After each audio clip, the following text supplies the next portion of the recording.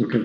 Welcome to the October 20th meeting of the Hartland Selectboard. This evening we have one colleague who's not here, and a second, Jim Riley, is remote. Hi, Jim. Hope you can hear us. First order of business for tonight is we have two sets of minutes for the October 6th meeting. Regular meeting as well as an executive session. I would entertain a motion to accept those. Thank you, Clyde. A second? Thanks, Trace. Any comments? According to the thing, I was here, but I'm not listed. No. Maybe it's residue from the previous I confirmed it because later on I seconded the motion. Okay, there you go. Okay. I think we can safely. Could affect her donut supply. Hey. One mistake doesn't.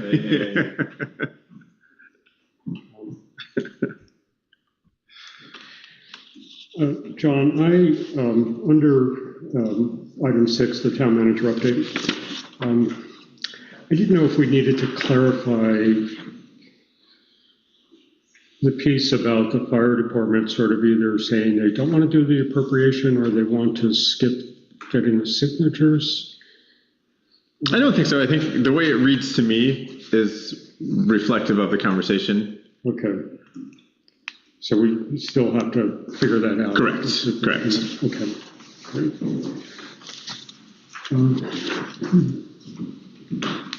Any other comments? Jim, are you set with them? Yeah, all set. Okay, thank you. All in favor, say aye. Aye. Motion passes. Both sets of minutes pass. Next item is the orders or accounts payable through today, October 20th. Again, I would entertain a motion to accept those.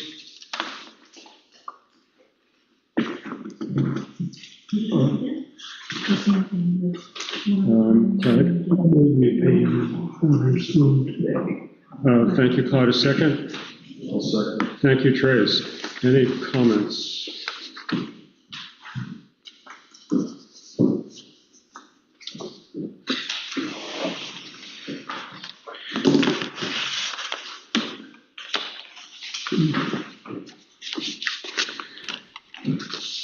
John, can you remind us of 3 areas that were the major areas where Blacktop worked this year? So Blacktop did North Hartland, almost all the roads in North Hartland, a lot of the aprons throughout town, the entrance to the rec center. So it was just 3 separate invoices, not necessarily reflective of 3 distinct spots. Okay, great. And then down at the end of Depot. Yeah. At the railroad tracks. Yep. Okay. Some of the road tracks here. Yep. So we got quite a bit of paving done this year. All There's around town. Yeah. still a little bit of leftover money. We'll see if they have. It doesn't sound like they have the opportunity to get anything else done this year, though. Okay. John, on page 2, what's the walking path charge? Say that one more time, Jim. Page 2, Cody Small, rake the walking path. Yep. They turned over the walking path. It had been kind of overgrown with weeds, and so the rec center used some of their available funds to have that turned over. Okay. Okay. On page 4, what's the Coop Nursery?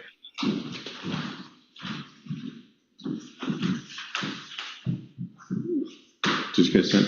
Oh, Co-op Nursery. The co-op. Hold on, let me just find it. Oh, we had to do some repairs. They had a little bit of water damage inside the building. So Rob did some repairs at the building. Okay, also on page 4, I don't understand those grants and aid for Milton. For Milton, that's the excavator rental that we used to do the ditch work. And why is grant on there? Because we didn't pay for that. We used that grants and aid money to pay for the rental. Okay. So there's grant revenue and then an expense. Correct. Yeah. So, which was it? Kind of an in and out thing, right? Right. Yep. And so you'll notice as you sign them, well, sorry, once they're approved, if they're approved, you'll see that there are no library invoices on the check warrant, and there's two payroll warrants. The second one from last week just requires one additional signature.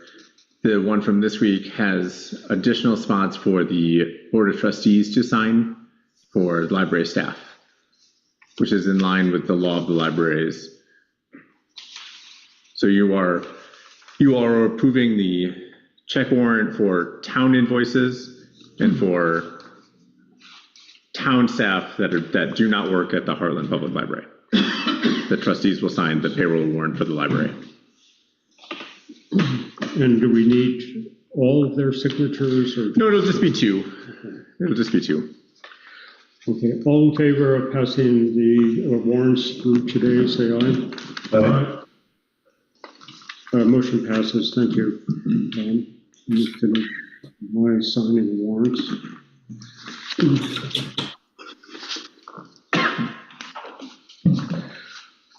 Okay, are there any public comments?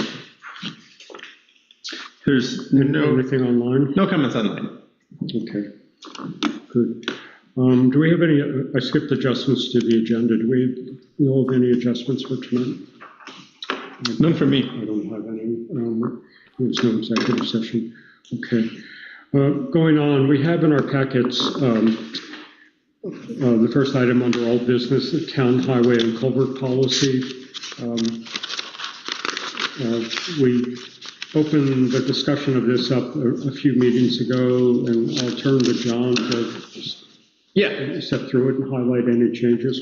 Sure. So I think this kind of goes all the way back to when there was the original discussion on taking over Birch Hill Road.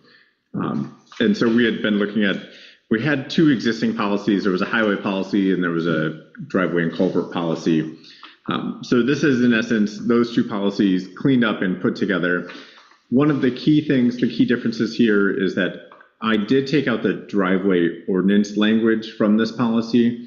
It felt like it fit as it can be a standalone driveway ordinance. In essence, all it is similar to the construction notification permit, which is kind of very straightforward. So I did take that out of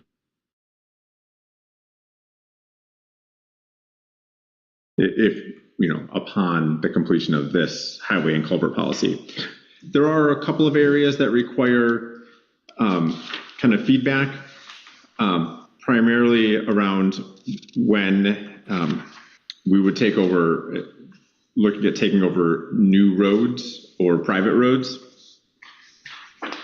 And then the other big change is that a lot of the old policies reference the select board having the authority to make decisions about culvert diameters and things like that. I did make the change to put that to either myself as the town manager or the road foreman, and to take it off of the select board's plate. It did not feel appropriate as the select board is doing kind of policy, and we're, the road foreman and myself are doing the, operations level thing, to have folks coming to the board to talk about culvert sizing and placement. Right. So just kind of cleaning that up. Yeah. Any comments? John, I think under private road acceptance, after reading the two main points and then all the bullet points, I really think we need a general statement that the board does not, our philosophy is not to accept private roads. I thought we talked about that the last go around. So I think that if I recall that conversation correctly, sorry, just 1 second.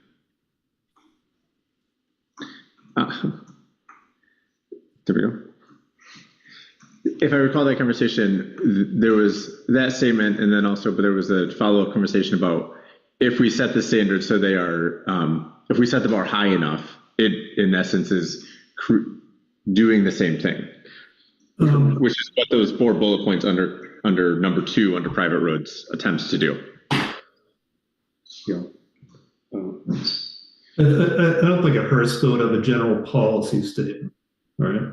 That for, given the fact that 50% of the roads in Hartland are private roads, the select board's policy to not accept private roads as public roads. Exceptions will be considered provided they meet all the criteria. Okay. I mean, I can certainly add something like that as a. But I think, Tom probably would want some feedback on that language as well. So, a draft would be good, and then maybe we tackle it next meeting. Sure, I can add that statement to before number 1 there. That's easy enough to do. Yeah, and Jim, I also play with different language, and I didn't really come up with the exact wording either on that part. I'll make that change, and then any other changes, and send out a draft prior to the next meeting as well. Under item 6, the proposed new public roads. Mm-hmm. Do we have to define what class road is referred to under public highway in that first sentence? We talk about classification of town highways in 7, so I don't know that we need to there. Okay.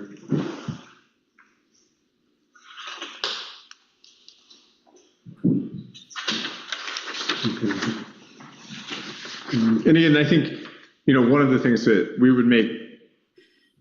would put this all together and then send it to the attorney for their review as well prior to adoption. Okay. Because there's some legal standards in here that need to be met. Okay. Under the new public roads, my own curiosity, item 4 on the 3rd page. Can't even say the word. Bituminous concrete? Yep. What the heck is that? That's standard concrete that would be used in road construction. Okay. I almost didn't include that because I think the likelihood that we are taking on new paved roads is low. Yeah. But that's language that's a carryover from the previous road policy or the previous highway policy. And does it refer to the state of Vermont's specs? Correct. So that's yep. there? Okay. And in item 12, I don't think we should put $20 in there. I think we should just say a fee will be charged so that we can change that. To cover the purchase and installation. Costs will be going up. And maybe, Clyde, you can answer this, but under 7, under class 4, what does pent including trails and pent roads? Well, a pent road is if you've got a section of highway that is unpassable, like in the spring, you can set over onto private property, a temporary road. Yep. They used to do it a lot in the days of drifted roads and stuff. They put a pent road through somebody's field until spring arrives. So did we have a pent road with the North Hartland covered bridges coming in from Quarry Road? Is that now a pent road? No, because that's a road. That's a permanent road. Okay. Pent is a temporary. Right. Exactly.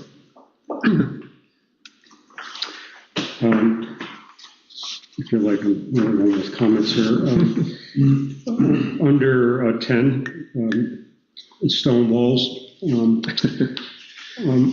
need to, based on experience, we need to say if the stone walls are not visible, then we have no way of sort of being responsible.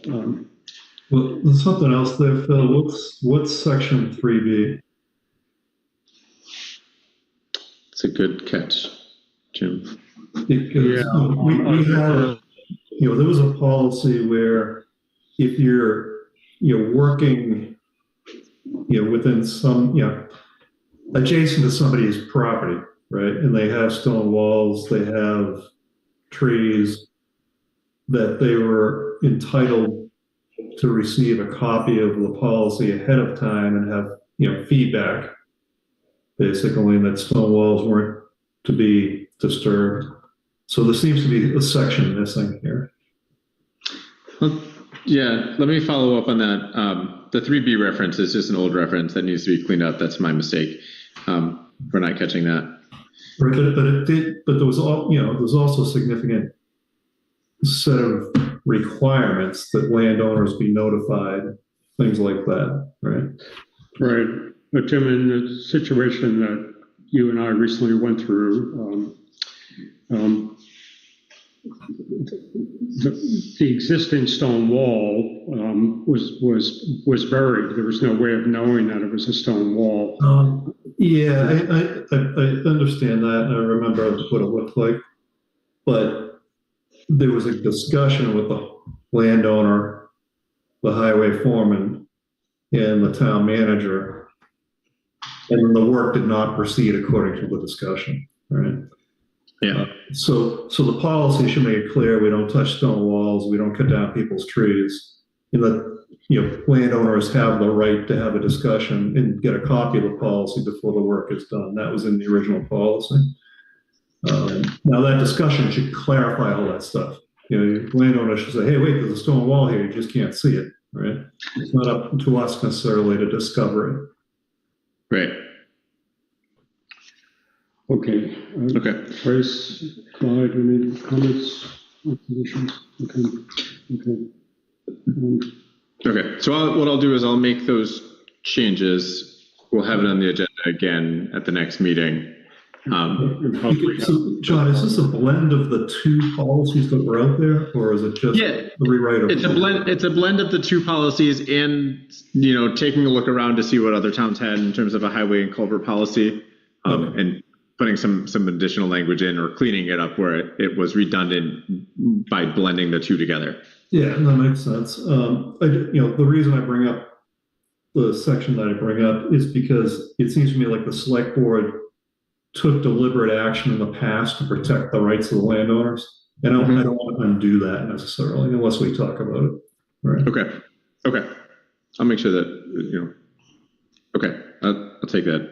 Okay, and then John, what I was saying, in addition to making those changes, if you bring it back after our attorney has reviewed it, sure, we can sort of then just approve it at that point. Okay. Okay. Then moving on, we have under new business, the first item is we have a credit card policy statement in our packets. It's pretty straightforward. John, do you want to? Yep. I will. Step through it. So this is a part of updating the finance procedures as a whole. This is just kind of the first step in terms of when and who can use the town credit card and how folks are using personal credit cards for town purchases. Again, we have a town credit card that's available for use. And we've had a couple of folks kind of using personal credit cards more than we would like to see. That's for situations where we don't have a designated vendor for a purchase, right? Yes, although you can still take the town credit card if you don't have a designated vendor for the purchase, right? We don't need to be using personal credit cards and paying sales tax. Well, I agree with that part, but I mean the town card.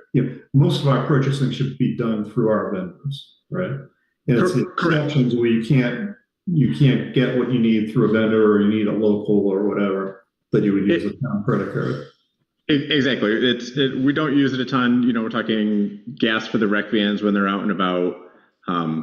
When the rec goes to the Upper Valley Aquatic Center for after-school programming, they like to have payment at the time. So we use it for that thing, for things like that. But by and large, it's not frequent use. Okay. John, there is no discussion of the credit limit. I'm Correct. Comfortable with that. That's an internal sort of discussion. Correct. It was intentionally not included. Okay. Yep. So the only limit in there is the $150. Again, that allows people to, the rec to fill up the vans with gas if needed.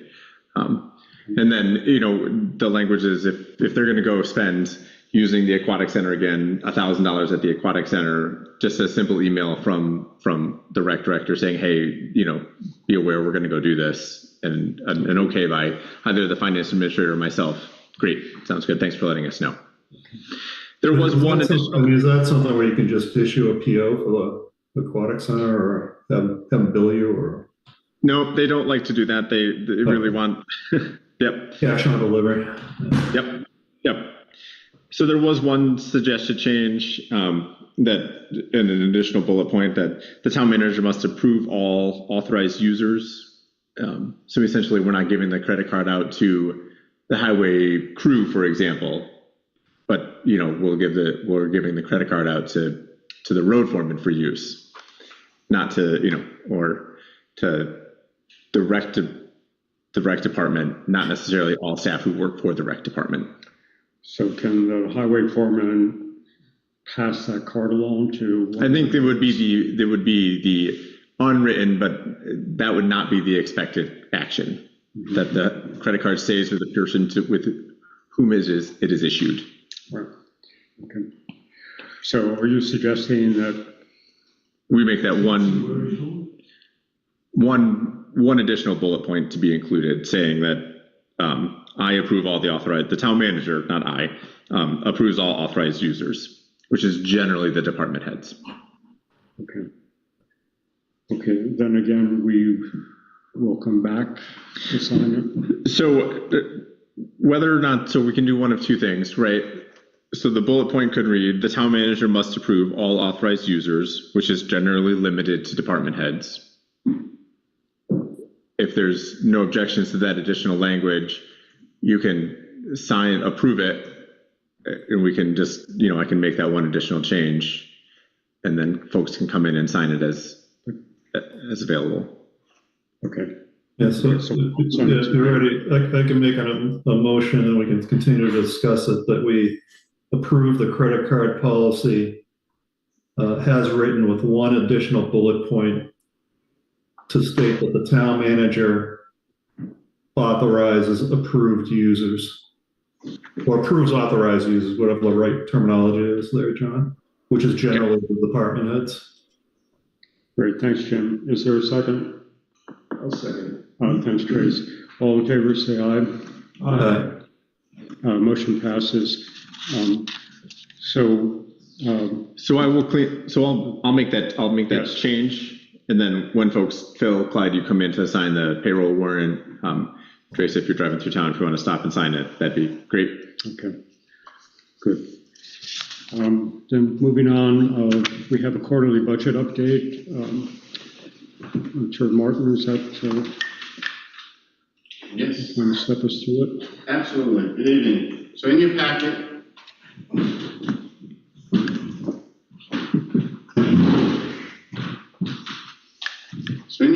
I gave you 3 pages for the budget. Revenues, general fund expenses, and highway fund expenses. So we'll start with the revenue, page 1. Up top is the general fund revenues. As you can see, we are 25% through the year at the end of September. The revenues collected in the general fund are at 25.8%. The rec is a little bit behind. They'll catch up by the time, because summer camps will be paid for in the spring, so they'll catch up. I'm not worried about that at all. The general fund taxes, you can see we've collected a little bit over what we've collected, but that's been adjusted quite a bit because of the HS 122 adjustments that are coming through from the state. So that has changed a little bit. Okay. The grant refund and the library revenue are just revenues come in throughout the year, is continuously changing. So the general fund says 79.5%. If you took out the taxes, we'd still be at the 25.8%. So we're right on track. Okay. Just below that is the highway fund. You can see the tax revenues in there.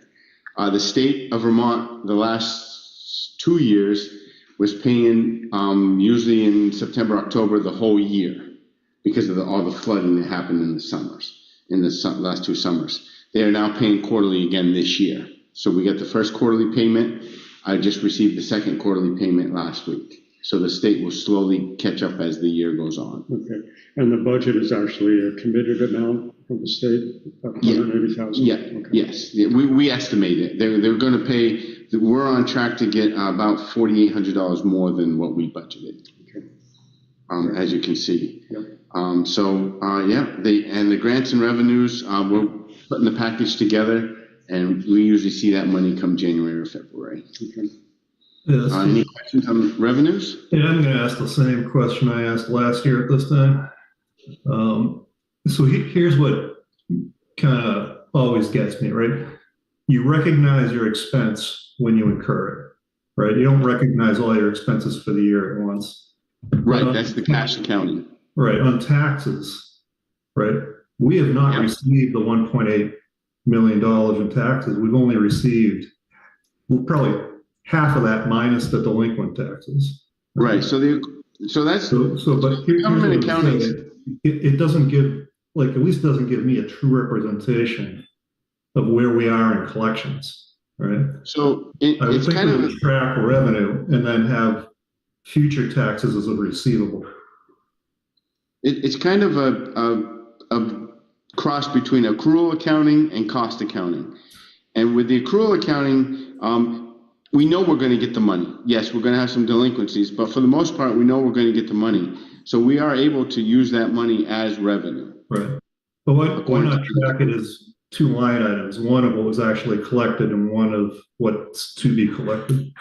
Because the computer system isn't up to date. So when we do the bills, the tax bills, which is in a different section than the general ledger, it comes over as one amount. Right, but 1.841. Right. Well, actually, it comes over with like $10 million. But obviously, I put a liability account in and take it out of the revenue there and put it into a liability until we pay the school. Right. So can we just add a line item that says taxes actually collected and see what that percentage is? See if we should be at 50%. If we're not, we know we have delinquent taxes. Right. Well, we do. We're about 200,000 delinquent on the first payment. So I think the answer, Jim, to your question is yes, we can add that line. Martin, you and I can figure out the best way to put that in there. So to show what percentage of the taxes we have collected for after the first quarter, after the first payment was due. I mean, for our town, it doesn't matter because we have a lot of money in the bank. But if we were running lean, and we'd be borrowing money, right, to make up that $200,000. Right. So that's why we kind of need that visibility, right? In the future, we may not have $4 million in the bank. Right. Yeah, absolutely. We can add that for moving forward. Yeah, great. Yeah, okay. All right. The general fund expenses. It says 36.7% we've spent, but we haven't. As it goes through the year, in July, in the assessment section, we have many yearly fees we have to pay in July, in the first month of the fiscal year. So that's why that is always high. And the appropriations, you'll see, is at 100%. We still owe the fire department and the rescue squad a half a payment. So those slowly catch up through the year. So if we take out our prepaids that we've prepaid on these expenses. What's a good example, Martin? Greater Upper Valley Solid Waste. We owe them $33,000 roughly. So I've paid them $33,000, but that's in July. If you spread it out over the 12 months, it comes into the actual percentage. Okay. Does that make sense? Yeah. I'm just kind of curious. What types of charges are in assessments? Greater Upper Valley Solid Waste, VLCT. There's one other in there. I'm not bringing to. Okay. But so it's not like assessor's payroll. It's a totally different category. No, absolutely. Two Rivers, we prepay them $5,700. Yeah. So it's just those few. The state county tax for the Windsor County tax, we pay them $16,000 in July. We just paid them another $16,000 today. So there's $32,000 that we've paid up, and we still have 8 months left to the fiscal year. So those are the prepays that I'm talking about. Oh, okay, yeah, and I see the other line item, I was confusing it with the lister line item. Oh, yep. So that's where we're at. So we're actually, the budget is going right on track for year to date at 24%. Assessment, we have pay yearly in previous years. I'm just checking my notes, make sure I get everything. So that's the general fund. Otherwise, there's a couple of lines that are up and over a bit, but they're going to track okay. The rec department's over a little bit, but they always are because of the summer payroll, because we collected their revenue in the previous fiscal year. Yeah. If you look at, Can we bounce back to the lister for a minute? So I'm happy that it's way under, right? Because we expected to save money there with our changes. But where are we tracking our contractor? so Nimerick hasn't billed us yet. No. All right, but so it'll go into that line item, so we'll see the Right. The only year. subcontractor we've been billed from is Doug Linnell. Yeah. And is that showing it in the lister Yes. line? Yeah, Yes. that's the answer. Yep. Okay, So but that's where it'll show up once we get a bill. Yes, that's correct. Right. All right. Thank you. Jim, just to be clear, we have been paying the contractor, Doug, for the mapping update work. We have not received a bill from Nimerick for their assistance to date yet. You saying paying Doug individually outside of Nimerick, or? Yeah, Doug is working as an independent contractor, not for Nimerick. Okay, so where's Doug's money going? In the listers. In the listers. So that's why I felt like there was confusion here. So that lister is. So the 12 covers Doug and Bob? The 12,177 covers both of them up through this point? 12,000. Yes. So no. Remember, this is just a quick look at it. So we've paid $4,500 to tax mapping. We've paid $1,200 in contract consulting services. Okay. We've paid $6,000 in payroll in the listers account. So that's the bulk of the expense in the listers Yeah, account. so we are way under. That's good. That's what we. Oh yeah, absolutely. Yes, because we don't have a full staff in there So anymore. we're counting everything and we're still way under. That's correct. Yes, sir. Correct. Martin, this summer or this fall, we finally got a heat pump into the Martin Memorial Building. Where does that show? So that's not in here. So we use the unencumbered funds Oh, okay. to pay for that. So that won't show in here. Okay. If you do see the Foster Meadow Library, it shows you a credit of $4,063.81. So the library had a small flood. The library reached out to Passive, our insurance company, and they got a check to help pay the cleanup. ServPro bill has come in and an APS bill has come in. So the next time we have an update, that will not be a credit balance. So just keep that in mind. Okay. Any other questions on the general fund? All right, so let's go to the highway department. The highway department is pretty self-explanatory. It's at 16.8%. It's well under budget year to date. Obviously, the paving we just did for $205,000 will change that number drastically. But other than that, we are trending pretty much right where we should be. Our summer labor might be a touch over this year. We should be able to pick that up in other areas. Other than that, the highway department, like I said, is trending right on budget. Did we go into this budget year with the highway department with budgeting for 4 or 5 people? It's 5 total. 5 total. 5 highway, yes. Okay. Buildings and grounds is in the general fund. So the 6th guy is in the general fund. No, 5 total highway crew, including the road foreman. So do we have 4 or do we have 5 working right now on the highway department? We have 5 because BJ is the working foreman. Yes, okay. And 5, right, plus 6 for Robert Ray, which is in grounds and buildings and grounds. Okay. Stick around. So the highway department, like I said, is pretty straightforward. Any questions?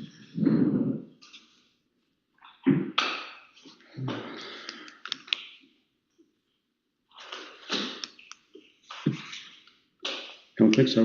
Nope. Jim? No, I'm good. Thanks, Martin. Martin, thank you very much. Thank you, everybody. Appreciate you. Martin will become a regular attendee at the meetings as we go through budget season. Yes, he will. Looking forward to it. It's always a rich time. Maybe that's the wrong choice of words still. It is not a rich time during budget season. Interesting, okay. Okay, you're back. Okay, you confused me when you stood up there for a moment. Okay, so the next item is the town plan, and Dan is with us to give us a snapshot into, I guess, what the highlights of this year's, of the 2025 plan that is coming, is it this week or next week? So this coming Wednesday is the Planning Commission's public hearing. So in your packet, you had two documents. One, Dan, kind of page and a half summary of the update that the Planning Commission put together, and then also the goals, policies, and recommendations from the land use chapter.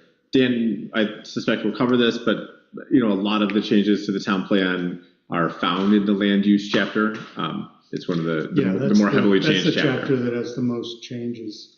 Yeah. And it's not so much changes as it's clarifications of things we, mistakenly or didn't know we should be more careful about putting in on the last one. Because there's no real policy changes in terms of commercial.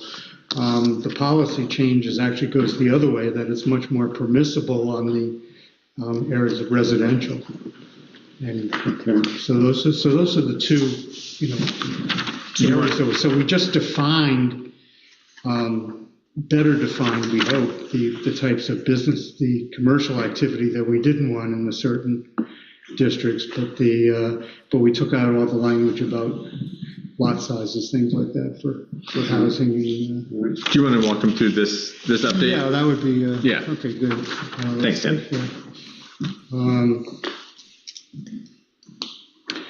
So Jim, sorry, Dan. Jim, Dan has the summary letter. Yeah, the one in the packet for signing. Yeah, they all correct. got it? Yep, they all got it. Okay, yeah. So we listed the 7 goals that are contained in the plan in the very beginning of the land use section, or might even be in the introduction section. And then, and then the description of what I just said, the distinction between commercial and industrial development, and the tightened up the language about if we have to rely on Act 250, which at least for the time being we do, we want to make sure that we want to better convey to the Act 250 people that what the town plan actually says. So we went pretty carefully through the thing to have, instead of shoulds or to be very specific about stuff we don't want Act 250 to allow in town. So. Right. Yeah, and I think you point out in those sentences just that our plan still doesn't absolutely control what we're going to do. That's the overview of that's in the first sentence of the introduction to the plan, is that this isn't a zoning ordinance, and it can't be until a lot of the decisions we made over what we want Act 250 to enforce, our advice would be that we should have some land use ordinances in those specific instances, so we don't have to rely on Act 250. Act 250 wouldn't even be involved, because if the town had a ordinance that prevented the certain types of obnoxious development, we could that would be the end of it. Act 250 wouldn't even come into play. And I do appreciate your using that word bylaw throughout the document, and when you're talking about because I would anticipate a lot of the comments are opinions we're going to get on Wednesday are people who just, that distinction between the town plan and bylaws is, people don't, that what the town plan, it's important to state what the town plan can and can't do. Yeah. And so, and pretty much to emphasize what it can't do as opposed to what it can do. Yeah. Because what it can do isn't contained in the town plan itself, it's contained in the Act 250 interpretation of the town plan. So that's always been the problem. Yeah. Okay. In item 5 in the summary, just something that I'm very conscious of as we look at North Hartland and the aging water system up there. I'm not sure what item 5 in the summary is really trying to say. Yeah, I mean, if you think there's better language, what I think it's trying to say is that we would encourage better development of transportation, water, sewage, on a village-wide basis because there's just so many environmental restrictions that would affect commercial development in the villages and residential for that matter. So you can't get, I think we've already found out that the people are very reluctant to, develop housing units if there's no, if there's no reliable water, or they have to spend huge amounts on sewage, that there's not but we didn't want to overstate it because we understand that that's a completely different, if we could wave a magic wand and all these things happen, that'd be great. But, we're talking a huge amount of money if we're, we're going to any of that stuff. So this, so what we say we encourage is, we wanted to let it be known that we were not oblivious to the fact that a lot of it is, dependent on things that we at this point can't control. And Dan, can I ask 2 questions just to educate myself? Let's use the village center policies for the example. Okay. So under village center policies, number 3. Jim, let us catch up. Yeah, what page on, Jim, or is the one in the? Is it the one in my? No, in the town plan. Yeah. And in chapter 1. Yeah. It's It may have been in the summary too, but village center policies, item number 3. And let me know when you guys get to it. Okay, got it. So my only question there really is around the word should, because, in my mind, a policy is something you want to happen in most cases. So I was just curious why should instead of shall. I think if you read your emails, because I got yours late today, Jim, that I've already found several of the things that you're talking about here, and I agree with you. So I've got notes here. And what I had asked you to do is if you could give me of all the ones you found, just like what you just did, if you could give me those, that was an inadvertent thing that language got by us, and we do want to correct that. So I think you're right. All right. And then, the other observation, we can use number 6 in that same section. Yeah, let me see what there's a few things in the plan that aren't defined, right? Mm-hmm. Like what is a professional office or personal service? Because that could mean different things to different people. This is we wrestled with this one because this is, and again, this is in my email too, but we can put on the record now. When we were talking about allowable types of businesses, we didn't want to get too specific because if you do that, you might inadvertently rule out types of businesses that we couldn't think of. Yeah. And so therefore someone could argue, oh, well, it's not listed under, the business they want to put in, and a neighbor who just doesn't want any business there could argue that it shouldn't get an act, or that it's inconsistent with the town. I wasn't thinking about that. I'm more thinking about, let's say personal service for a minute. Well, I'm a barber, right? So I just want to cut hair a couple of times a week in my house shouldn't be an issue, right? But I'm sorry? if you expand the definition and say, well, I've got 50 barbers that are going to cut hair in my house every weekend, that's a different issue, right? Yeah, So because more we of a did, definition around what is a reasonable size for these right. things, right? And we wanted to sort of leave that a little bit open because, we did, if you try to anticipate stuff that's coming in, in some areas of town, we historically have been very clear what we don't want. And so that's a lot easier to define. But if you're talking about what's allowable, at least our thinking was you wanted to be a little more general and use words like small and, and just give examples so everybody can see that, all right, I guess that's within the thinking of the town plan, but we don't want to be caught where someone would be denied, a perfectly legitimate business because we didn't list it, Yeah, no, I agree with that 100%. I'm just trying to figure out, like, how do you define in some way, the scope of what something would be, what is a small office? What is a home business? Yeah. What is light industrial development or a small retail store? Because if you don't have some parameter on the scope and size, then, it's really opening up the door to anything, right?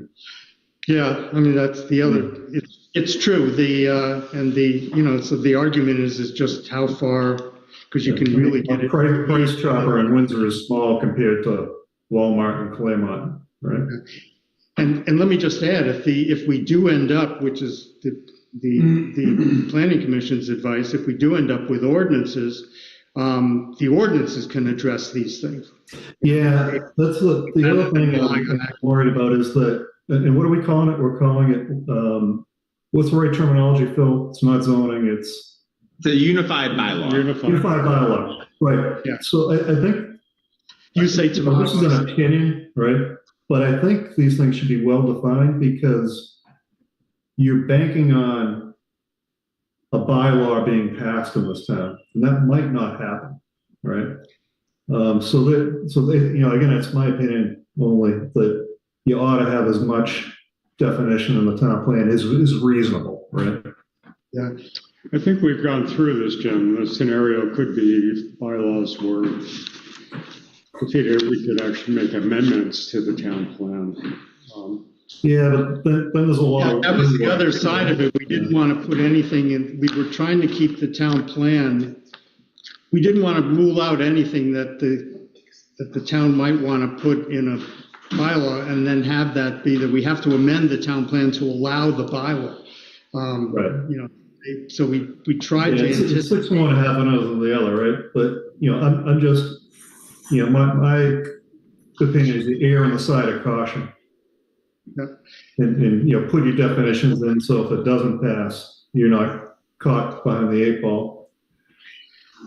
Well, why don't we, all I can tell you now is that we did if you had some specific recommendations for language, we'd certainly be open to it. With I don't want to set policy for the planning commission. I'm just. Oh, no, it wouldn't be policy. It would just be a better, a way, it was a way we couldn't think of The word might be impact studies. It might help to say that, this is the size that we're looking for or not looking for according to impact studies that might be done if we feel that it might affect the roads, traffic flow, et cetera. Well, that is in there in other sections. Yes. Yeah. But maybe we should make the reference in this section to those. That's a good idea. That's a good. It's probably a good way to do it. It's just put a sentence with some reference in the policies to other things about impact. Do you think that would accomplish what you're thinking of, Jim? Anything helps, right? I'm ultra careful, so my vote is always, build it, and if you don't need it, great, but don't count on the bylaws going through. Yeah. Oh, no. Yeah, we clearly not counting on that. But we didn't want to tie the hands of right.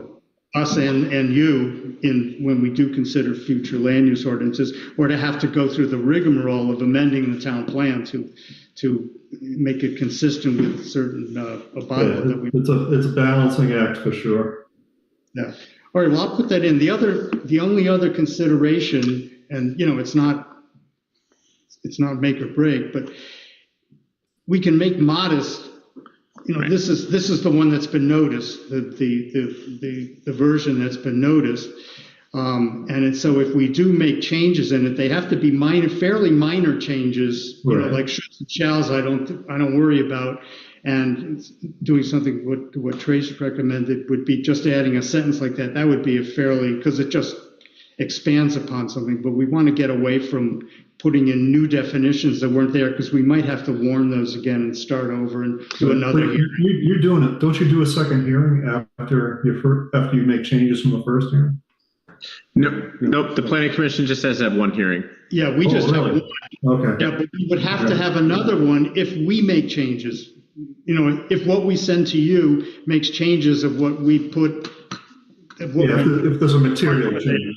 Right. For our hearing, yeah. Right. Material changes. So in fact, Yes. Dan, I would, I think that. So we have to keep it, All right. keep Okay, that the makes sense. language, the changes in the language modest, although that's, if something does have to be changed, it should be, and if it takes time, we have to do it. I would consider this an ongoing process. I think you need to get this nailed down so that we have a plan, and then you would begin the planning process all over again. Right.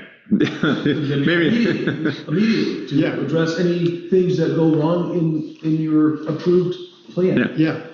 I don't think that's what the planning commission necessarily wants to hear after 7 years of working on the town plan. Well, that's always, it's, do it. yeah, To get it agreed on and then they start again. Yes, Yeah. but the point is accurate. That's true. So that's what we're weighing here. And under the land use, there's a phrase called use of smart growth principles. Yes, that And I was going to go do a search today to see if that's a common phrase or. It is, and that language came in from the old town plan. That hasn't changed. So but there is developers understand the term smart growth. Okay. But it's another thing that, it's, examples would be where we do have examples elsewhere, but for instance, if you want to have divide 100-acre parcel into 10-acre things and build housing, that you cluster the housing in a certain area, so you put in one road, one driveway, and keep as much in use. So those are all things that are included under smart growth. Okay, great, makes sense. Great. Good. Thanks, Dan. Jim, any other questions? No, that's great. Thanks, Dan. In reading through this thing, you guys clearly did a ton of work, and we kind of appreciate what you and everyone else on the team has done. All right, and thanks. And please feel free to come to our hearing, and so we can point to you and say. So we'll talk about that. We have to talk about that. Yep. This morning. Thank you very much, Dan. All right, thanks. Okay. Thanks, Dan. Either all of us or some of us will see you Wednesday. Great. Okay. Should we talk about that now? Well, no, we'll talk about it in a few minutes. Let's finish the new business items. Okay. The next item are is a letter that we asked John to draft to VTrans after a group, VTrans, Two Rivers, and John looked at the Four Corners intersection to try to alleviate any future accidents in that area. Yep, sure. So this is the letter that goes to the Vermont Traffic Committee. So the intent is here to not only to do two things, to put into words the request from the town explicitly, like we would like A, B, and C, but also to show that we are not relying solely on VTrans to fix this problem for us. So, you know, to take some broad strokes as to what the town is doing or will do as a temporary, as an interim step while they're doing this traffic study. So you'll see that in the first, essentially the last sentence of the first paragraph. You know, we will work with, try to reach out to the property owners to see what changes we can make. You know, whether folks would be willing to cut down some of the ornamental plants that are there to increase sight lines, working with our contracted law enforcement to do, you know, traffic calming and speed control measures throughout the intersection and throughout the area, but then also outlining our specific requests. And when we met on site a month or so ago, there was really two thoughts from the collected group. One is to move lowering the speed limit further out in both directions on Route 12. And then the other one would be to increase the sight line as you're coming off of Mace Hill onto Route 12, removing some of the available parking to those two, to specifically the northwest corner residential building that's there, to see if V-Trans would be willing to make that area a no parking zone.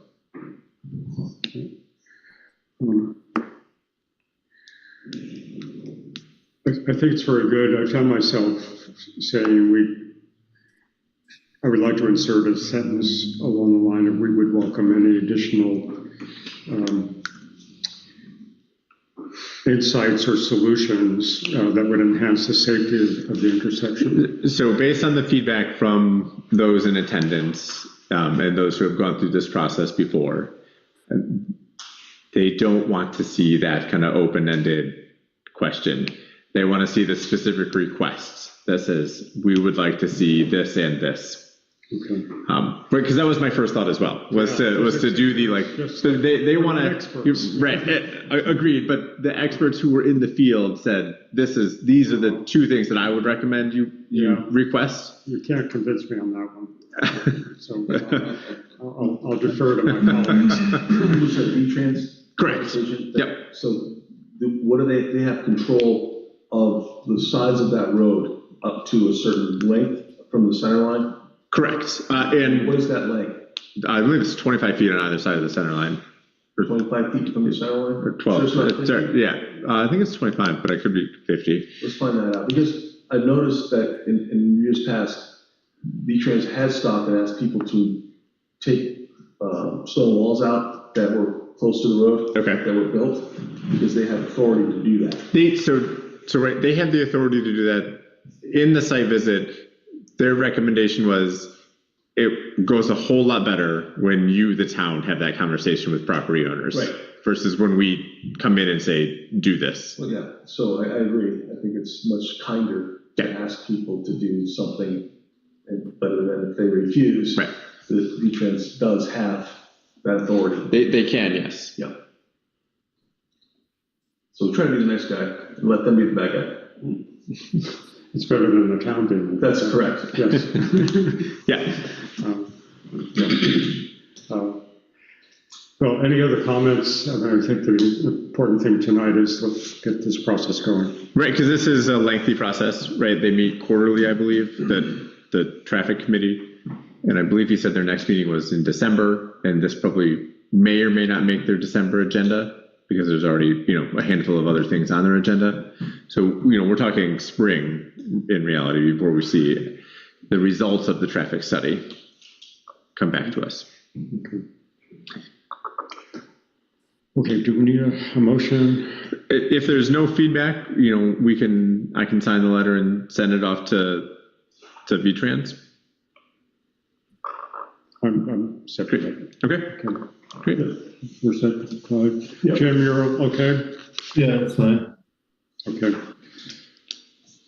Good, thank you, John. Yep. Fingers crossed that something gets done there. Okay, we're on to the town manager update. Great. So just going back to the Planning Commission's public hearing on Wednesday, just so we're all clear, JM will be here to help out with some of the making everything work. I will be here to make sure everything works. It's Wednesday at 6:30. Upstairs. No, down here. Down here. It's easier for Jam to hold it down here. It took a whole lot more setup and equipment needed to move upstairs. And we've not heard anything that would indicate that we're anticipating, 75 people here. I will not. Brace will not be here. Somebody else from Jam will be here. The question was asked whether the select board can attend, and yes, so long as it's listening and learning. But if the board starts to engage in the conversation, I would urge caution there. Recognize that you're going to have 2 public hearings of your own on the town plan. What's at stake here is that if the 5 of us are here, we need to warn it as a select board meeting. I was going to ask, I've read it. Yep. And listened. Yep. I'm for what they're doing. I don't think I need to be. Yeah. So I don't want to tell anybody what to do. You're all welcome to attend, just like everybody else is, because we're all residents of the town and provide feedback. But listening and learning. If the board starts to engage in the conversation, does create some problems because, like I said, it's not been a warned meeting. So if you want to just film so we can watch it. Yeah. Exciting. I don't think it's going to be. Good point. What? Sherry, specifically, we started to paint the curb on Station Road. Maybe you've noticed it. Someone did. Well, so it turns out painting curbs is difficult and slower than we anticipated it being. I was going to say. So, but we're working on painting the curb on Station Road, which is a conversation from earlier in the summer. You have the center line at the beginning. We are not going to. We don't anticipate putting any stripes on the road to do any road striping. Possibly when we have the road striping company come back in future years, we can look at that. But that's something that we contract out, that we don't do ourselves. But we will finish painting the curb. That's hopefully this week, they say. Currently, Rob is doing the painting. Excellent. The question is how they paint the curb is a challenge. So the paving is all completed. I mentioned this earlier, we do have a little bit of remaining budget, but based on feedback that we've gotten from the paving company, it's unlikely that we'll get any more done this year due to previous commitments. The pedestrian lights are still on track for December. I did reach out to see if there was any concerns regarding the cold weather or freezing. They don't have any concerns on that front. If there is, if the ground is frozen, they don't anticipate it being very deep by December. And if they need to thaw the ground using blankets, they can do that as well. So that is still on track. We are moving forward with the lease with Windsor Early Childhood Education Center for the Four Corners building. They anticipate having all of their licensing and everything done by January 1st. Again, this is kind of a tentative agreement or conversation that I've had with their director. They would like to prefer to keep the 3-year lease, which would make it, if we sign it in December for a January 1 start date, and keep it where the leases have traditionally ended on June 30th, that would make it potentially a 42-month initial lease, as opposed to 36. Yeah. Right. I did suggest, and they were fine with all the other suggested changes that came up at the last time, in terms of rent increases and things like that. So as that progresses, that lease will come back to the board probably, but again, probably not until late November or early December, because they are working through the sale and their licensing issues on the side. Mm-hmm. The hazard mitigation plan needs to be updated. We did it in 2020, needs to be updated every 5 years.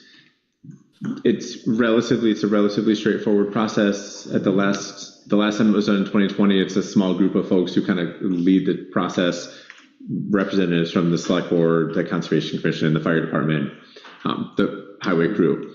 So I'll be reaching out to folks individually to see if they want to participate in that again, and the board can anticipate seeing that again in the coming months. Okay. So we can get that resubmitted. The budget is coming together. We have an initial draft for you for the next meeting. We have all the departments' budgets are in. Things are looking largely positive at this point, so that's good news. More to come on that in November. Again, the auditor will zoom into the next meeting on November 3rd, I believe is the next meeting, to talk about the audit as well, to give us an overview. And then there was a conversation, and then Dan stepped out. After the town plan is adopted, the select board, I think, was under the impression that the planning commission was going to be working on the unified bylaw, which is both subdivision regulations and zoning regulations in one document, with the assistance of the Two Rivers Regional Planning Commission. Right. I just want to make it clear that that is still the expectation of the select board, so we can pass that along to the planning commission. Nothing's changed on my end. I mean, we approached Two Rivers. Correct. With that, and they've agreed. Correct. Yeah, no, I sure hope they get, or have the capacity to do that. It's been a long haul to get. The town plan has been a long haul, yeah, but hopefully almost out of their court. So, okay. And then that is it. It's been pretty straightforward. Okay. Future agenda items, the North Hartland covered bridges. We just spoke about the budget, the capital plan, and the Quechee Road. Yep, and I'm going to add, sorry, Phil. Yes, I was going to ask you, we didn't do an update on the Quechee Road. Right, let me do an update on two things and add one more future agenda item. I have been consistently reaching out to the folks at VTrans regarding an update on the covered bridge project, specifically the Willard covered bridge that they did the study on. To date, I have not gotten a response. I will continue to try to find somebody who will respond to an email. We'll see. I'm going to send you a couple of names. Say that again, Jim? Might be able to send you a couple of names. Okay. We need to talk about speed limits on dirt roads. I think that's been an ongoing conversation that the road foreman and I have been having about potentially lowering the speed limits on dirt roads throughout town. And then the Quechee Road, we put it on the website today. We anticipate work starting actually this week on the ditching work on the Quechee Road. Okay. And starting on Wednesday and going for 2 weeks or thereabouts. Okay. And there will be flagging crews out there. Are there certain areas marked on the Quechee Road? Are those the areas where there's going to be work? I don't know about the markings on the Quechee Road, but okay. Let me get an answer to that question. There's 3 spots that are marked. I okay. Know that. Having traveled out a lot. Okay. Is there any correspondence? There was one piece of correspondence. We got a letter from the Department of Taxes saying that we were out of compliance with our reappraisal status. It's since been addressed. Essentially, Bob was unaware that we had to submit a letter that says we've signed a contract to do a reappraisal. Okay. We submitted a letter. It's been taken care of. It's been filed. So okay. We're all set there. Okay. Good. That's it. Do we have no executive session? Motion to adjourn? So okay. All in favor, say one quick thing is, do we need to have cemeteries on the future agenda? Cemeteries. I can follow up on that, Jim. Yeah. And then, how are we going to approach the Quechee Road bond discussion? I think that's why this agenda item is on there. So we'll talk about the bonds. Let's talk about the budget and then talk about the decision on whether or not to bond at the next meeting, or to have that conversation. Let's see where the budget comes. We'll see. Everybody will see where the budget's coming in to be projected and go from there.